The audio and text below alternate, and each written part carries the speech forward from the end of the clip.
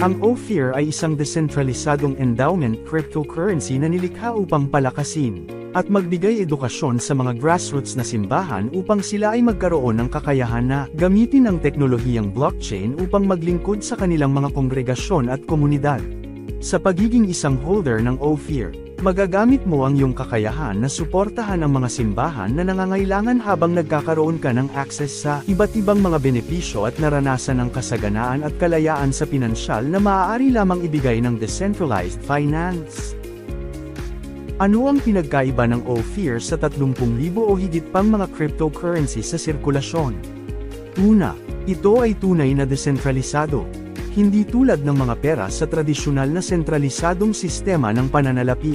Ang halaga nito ay hindi mababawasan sa pamamagitan ng inflation, dahil inilunsad ito bilang isang hindi nababago, tapos na produkto, nang walang mga admin key. Imposibleng baguhin ang code nito para makakuha ng mas maraming Ophir token kaysa sa 100 trilyong fixed supply na nakaprogram dito. Sa katunayan, ang Ophir crypto ay deflationary, na nangangahulugan na ang bilang ng mga Ophir token sa sirkulasyon ay bababa sa paglipas ng panahon. Isang feature na positibong makakaapekto sa ekonomiya ng Ophir. At dahil walang mga admin key, walang makakapagpabago sa disenyo nito o makakapagbago ng mga panuntunan nito. Walang sinuman ang maaaring mag-withdraw ng iyong mga token, baguhin ang iyong balanse, o baguhin ang staking rewards curve na nakaprograma nitong isagawa. Ito ang pagkakaiba nito sa karamihan ng mga crypto. Ang mga feature na ito ay na-audit na ng Certic, ang pinakakilalang blockchain auditing firm sa buong mundo. Pangalawa, nag-aalok ito ng mga staking reward nang walang kahit anong counterparty risk. Ito ay tinutukoy bilang trustless yield. Hindi tulad ng tradisyonal na staking. Hindi kailangang i-turnover ang pag-aari ng mga token sa Ophir para makakuha ng mga rewards. Ang staking ng Ophir ay walang counterparty risk dahil ang mga reward na na-generate ay ginagawa sa pamamagitan ng immutable code, hindi sa pamamagitan ng isang third party. Ang mga reward na ito ay kinukuha mula sa isang pool ng 76 na trillion na token na nakalock sa smart contract at maa-access lang ang mga ito sa pamamagitan ng staking. Ang 4 na trilyong Ophir token ay maa-unlock sa sirkulasyon sa pag-launch nito. Sa pamamagitan ng pag-stake ng iyong Ophir, maaari kang makakuha ng karagdagang Ophir tokens bilang reward. Ang maximum length ng pag-stake sa Ophir ay 22 years, at ang mga nag-stake sa buong 22 na taon na hindi kinukuha ang kanilang mga rewards ay tataas ang kanilang principal stake ng 1,881%.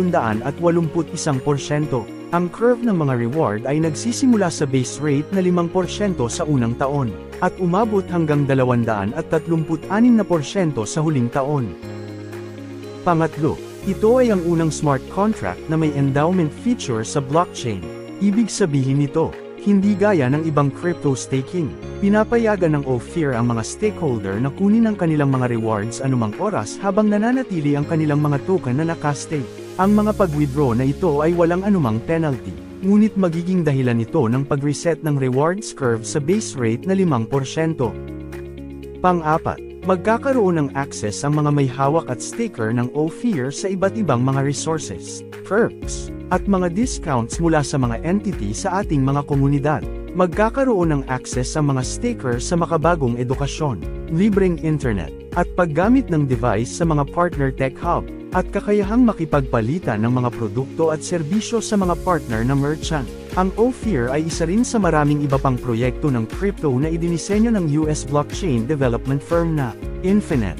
Ang mga Ophir staker ay makikinabang sa pagiging bahagi ng mas malaking ecosystem na ito ng mga token sa pamamagitan ng pagiging kwalipikadong mag-claim ng mga libreng token mula sa iba pang mga crypto project sa ecosystem.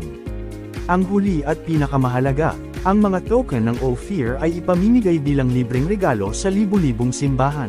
Ang mga token na ito ay ibibigay bilang mga endowment na nakastake para sa maximum na 22 taon. Ang mga benepisyaryo na simbahan ay sasanihin sa stewardship, stake, at gamitin ng Ophir para suportahan ang kanilang mga operasyon at aktibidad.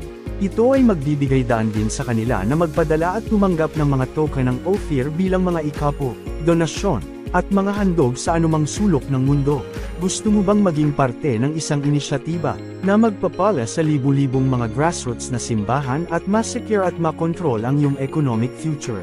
Then the Ophir cryptocurrency is for you.